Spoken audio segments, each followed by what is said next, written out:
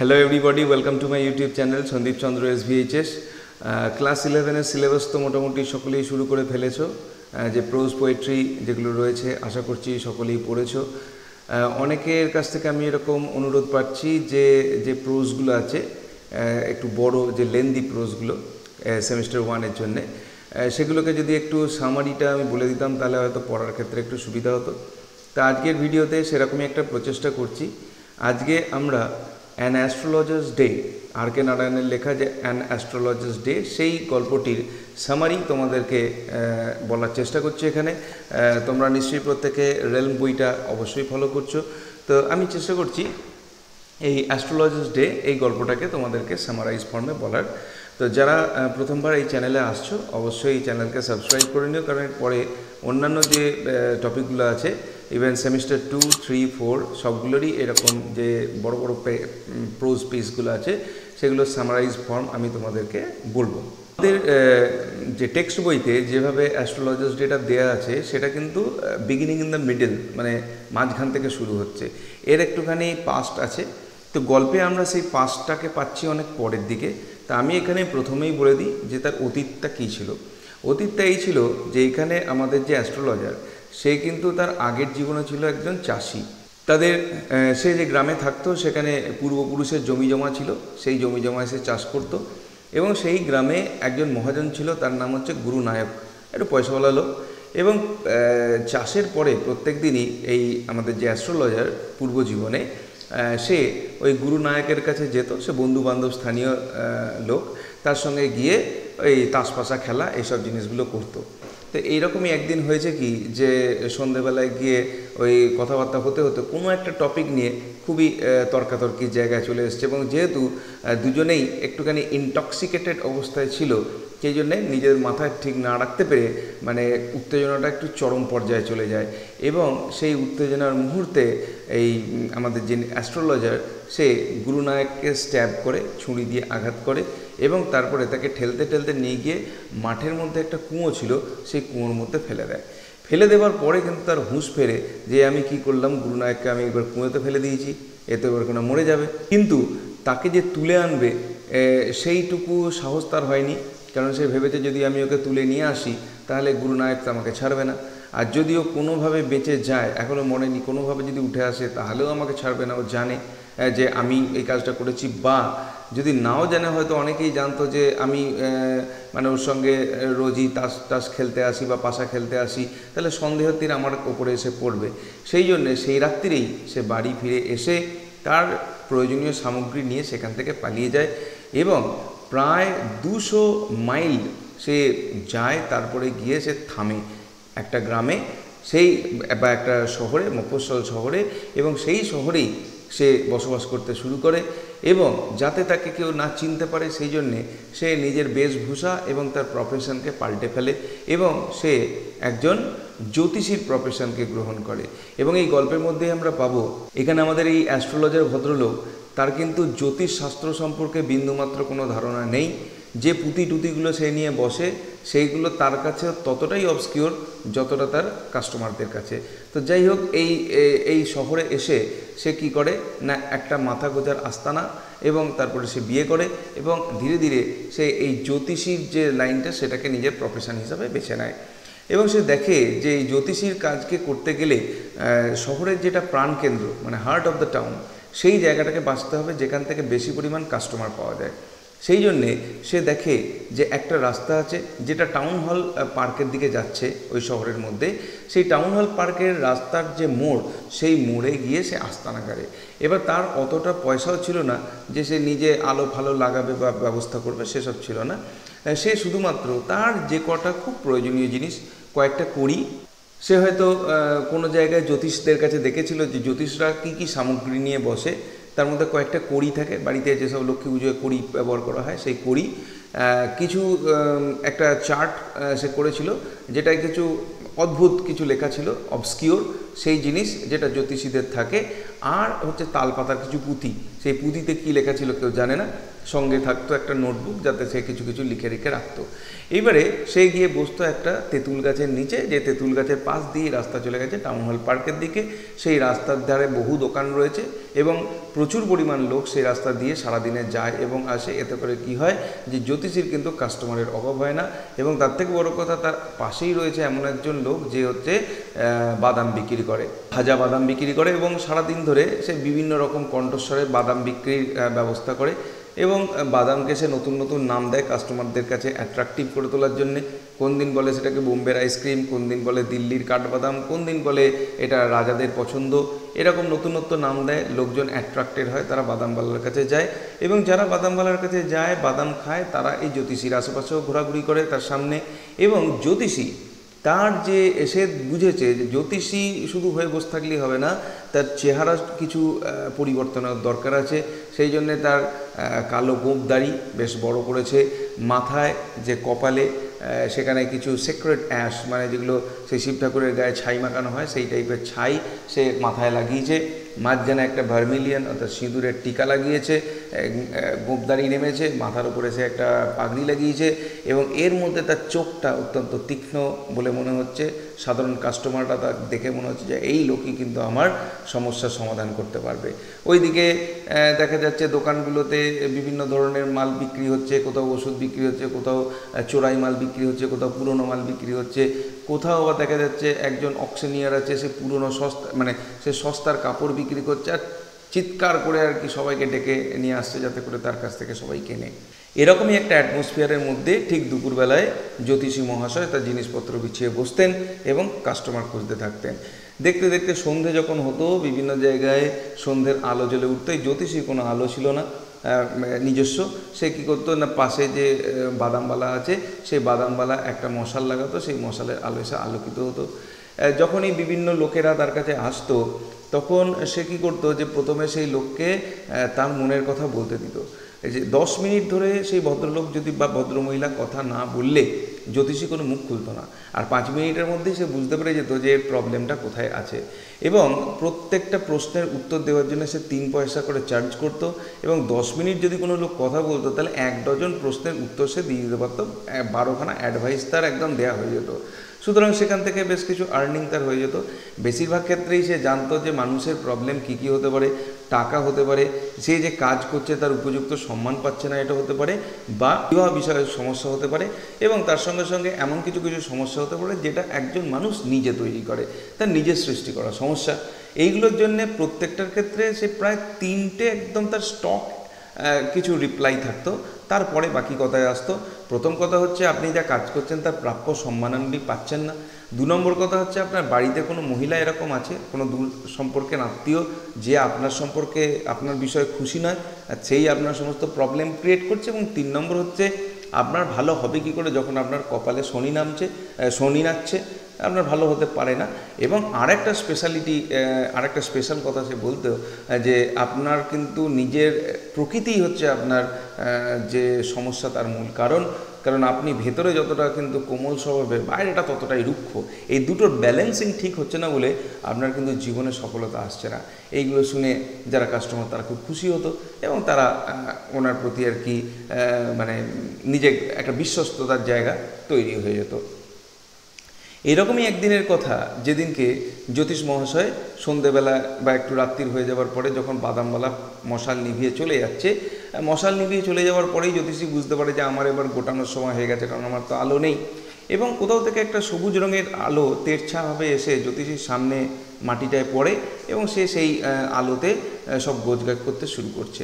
এইরকম সময় দেখা যাচ্ছে ওই আলোটা হঠাৎ করে মানে ব্লট হয়ে গেল, মানে আলোটা কোথায় যেন মিলিয়ে গেল, অন্ধকার হয়ে গেল সামনেটা।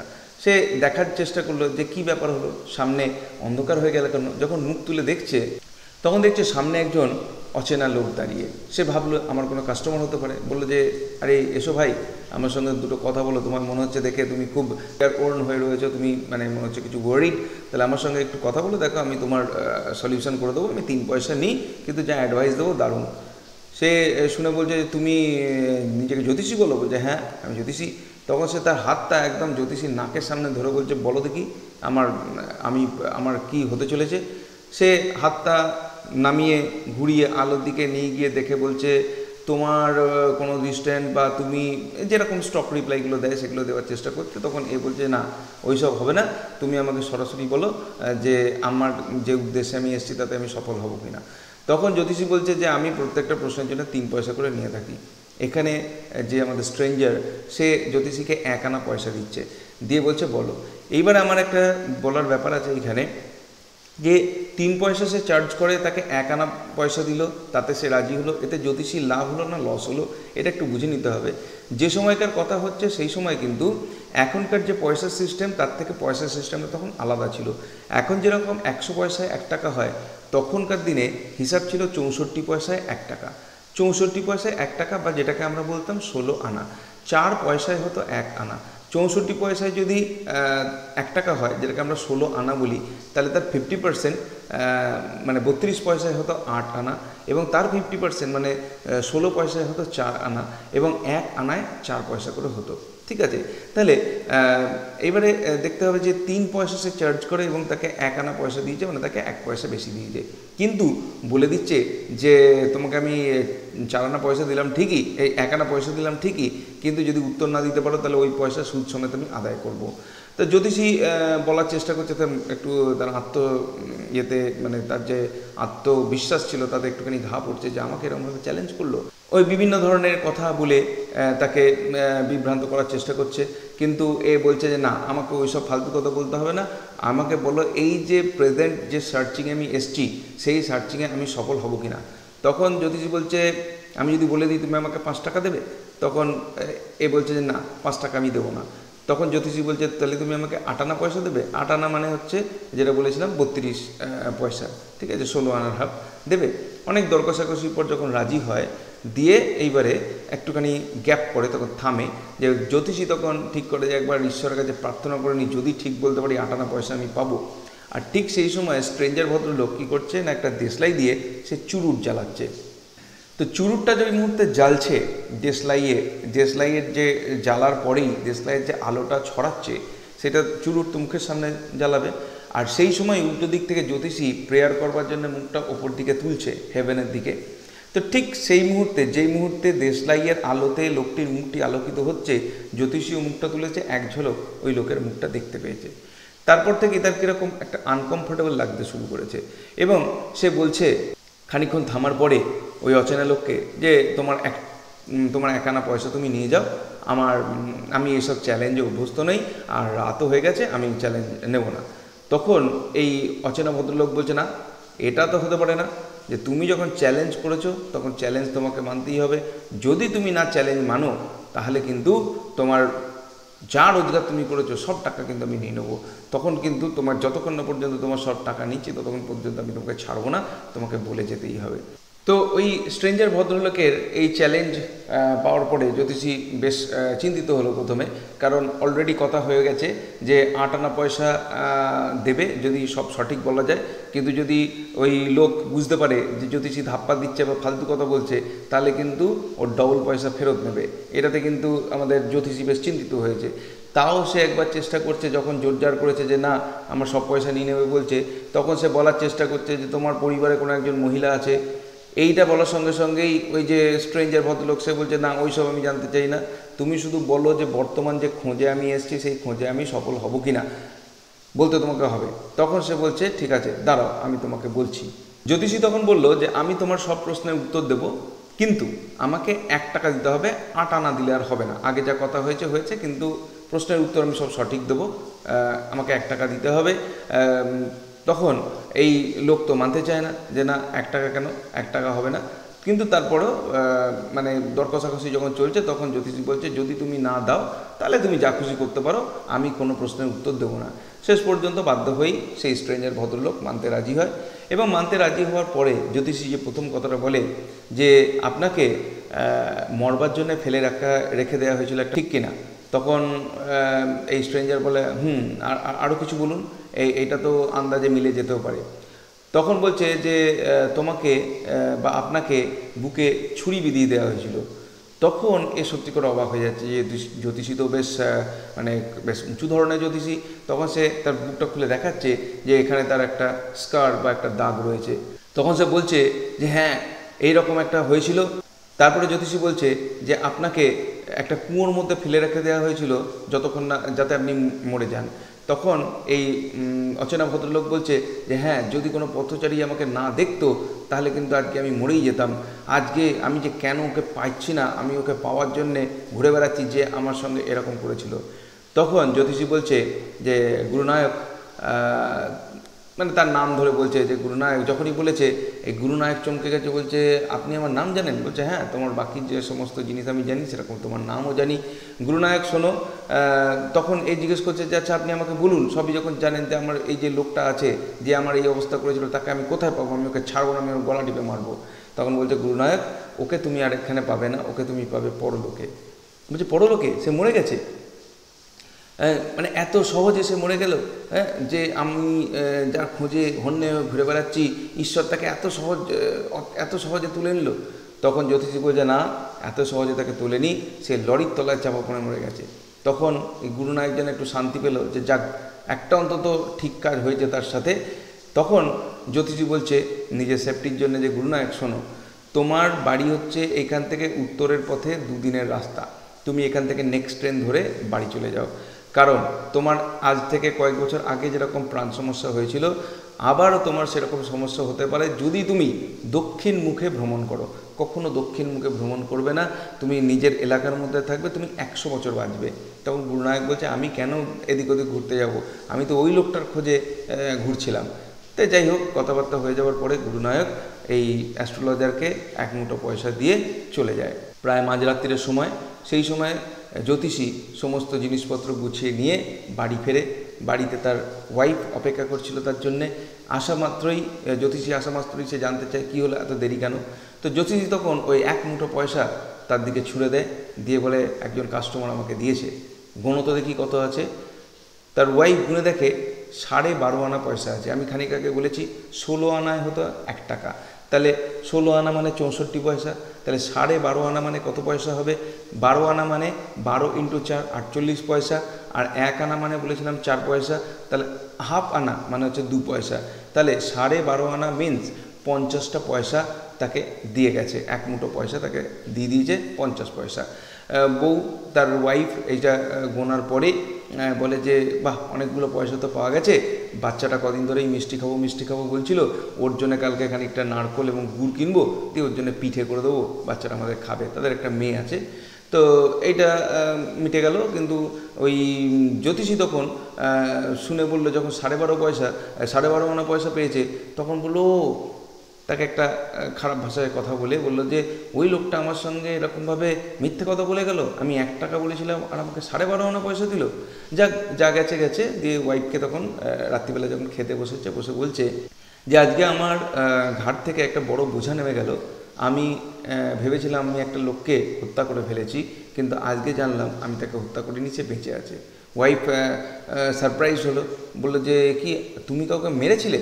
বললো হ্যাঁ ছোটোবেলার কথা, তখন আর কি বেশ উত্তেজনার বশে করে ফেলেছিলাম, কিন্তু আজকে আর সেসব কথা বলে কি হবে। এইটুকু আমি জানতে পেরেছি যে সেই লোকটা মরেনি, সে বেঁচে আছে, এবং আমার মনের ভেতর থেকে এতদিন ধরে যে একটা পাপ আমি বহন করেছিলাম, যে আমার হাতগুলো একজন মানুষের রক্তে রাঙা হয়ে আছে, সেটা কিন্তু নয়। তাই আমার মন থেকে আজকে একটা বিশাল বড় চাপ নেমে গেল। এই বলে সে তার কুঁড়ে ঘরের বারান্দায় টান হয়ে শুয়ে পড়ল। এই হলো আমাদের গল্প, যেটা হচ্ছে অ্যাস্ট্রোলজার ডে, তার সামারি। এই সামারিটাকে প্রথমে বুঝে নিয়ে তারপর যদি তোমরা বইটা পড়ো, তাহলে কিন্তু তোমার পক্ষে গল্পটা বোঝা ইজি হবে এবং টেক্সটটা পড়েও তুমি আনন্দ পাবে।